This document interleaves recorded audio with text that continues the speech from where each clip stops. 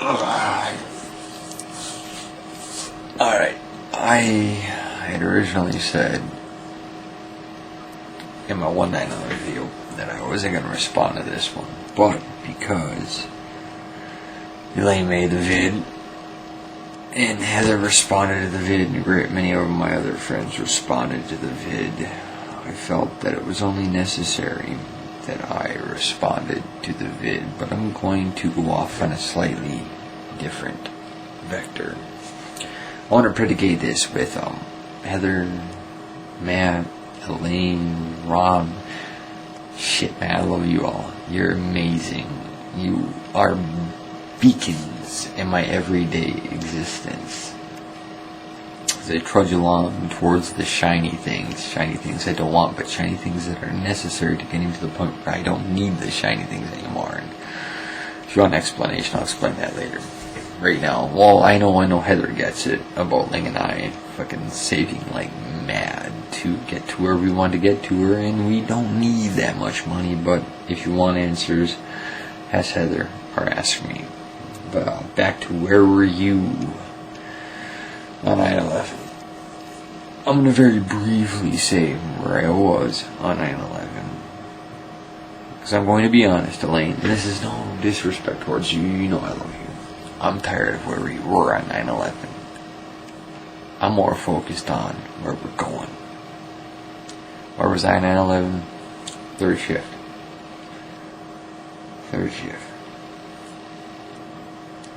It's my day off. Way home, grab some Coors Light.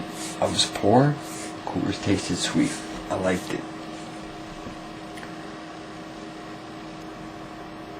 I'll never forget, I was a news junkie. I was just getting into understanding what the world was really about. I was there at the computer. Mind you, my computer is here, not this computer. And the TV, I could see it. I could see it nice and clear. I was fucking around on Napster. For those of you that are old enough to remember what the hell that was. Good old Napster. Illegally downloading music. Oh my god. Come find me now, feds. I'm looking over though. First plane hit, smoke billowing out. Nobody knew what the fuck was going on. Newscasters are talking about, oh, maybe it was glare from the sun, and they kept citing the whole incident of the Empire State Building strike way back in the 40s. So was it a B-27, B-17, whatnot? Yeah, maybe. Then they're talking to some dude over in Queens, watching all this from a building top on the news, might I add. And then you start hearing them say, oh my god, boom, footage. Second plane coming in. I read enough to know who or what it might have been. I actually uttered the words Al-Qaeda. Some of my friends like to proclaim that I said them prior to the whole event. And I said if that were the case, I'd be in some government installation right now, running logistics tests or whatnot.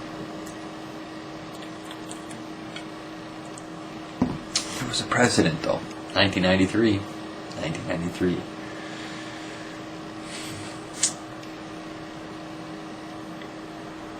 I'd say preemption, but it wasn't. It was revenge against American imperialism in the Middle East. Been coming for some time. They finally succeeded via box cutters and various other institutions and instruments. That's where I was. Horrified, scared, just like you all. Horrified and scared. I'd actually had nightmares of Muslims running down my county road. I lived in the country. That would never happen. Or the knives that are depicted in Walt Disney movies, you know, the old sabers that you might see in Aladdin. Just sheer and total nonsense. Swept up in the fervor of nationalism and patriotism. Roaring about that crescent coming down upon the stars and stripes. Lucky for me, that lasted only 24 hours. It lasted until I went to a local Perkins and saw that the local Pakistani and Indian doctors were no longer frequenting the establishment.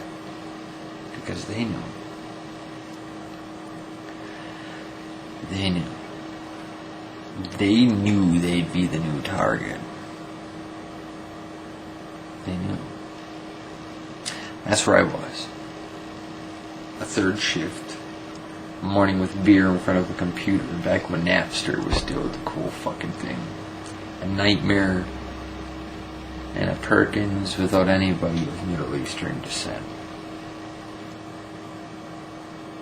That's where I was. But then, unlike most Americans, present company accepted. I read a book, checked a blog, saw a video or two, and realized that things are not what they seem. So it's not about where we were on 9/11. What we should be looking about is where we're going. What 9/11 rocked? God bless America in the frickin' Capitol Tower. Wherein they sang that song, and not more than hours later, ratified the Patriot Act. Brought things into realization, like the Department of Homeland Security, the JTTF. Lovely little things that pry away at our freedoms and assault the people abroad. Where are we now? Where are we going? Some scary shit. The crux of my argument. We shouldn't be looking at where we were. We were, Elaine, we were in a cafe, should I remember correctly, and there were a couple of Americans there. Where we were, I had friends in those towers. But I knew them, and I remember nights amidst Johnny Coltrane, Charlie Parker, and some good drink. And had they known this would have happened, or should they know this has happened, they'd be rolling in their graves.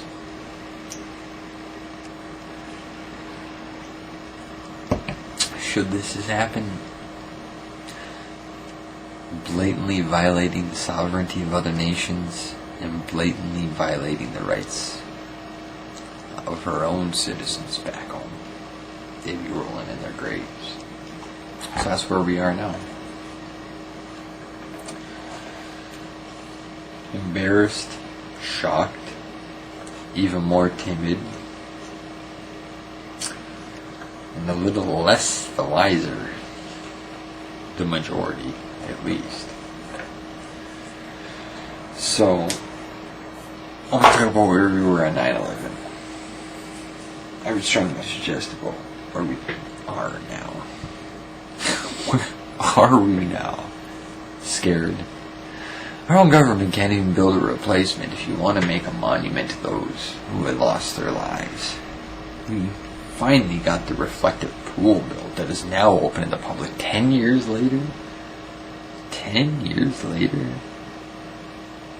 It's been 10 fucking years. Where are we now? 9/11. Love you, Lane. Love you, Heather. Jack for 9/11 Tourette's. Y'all check them out. Later. Peace.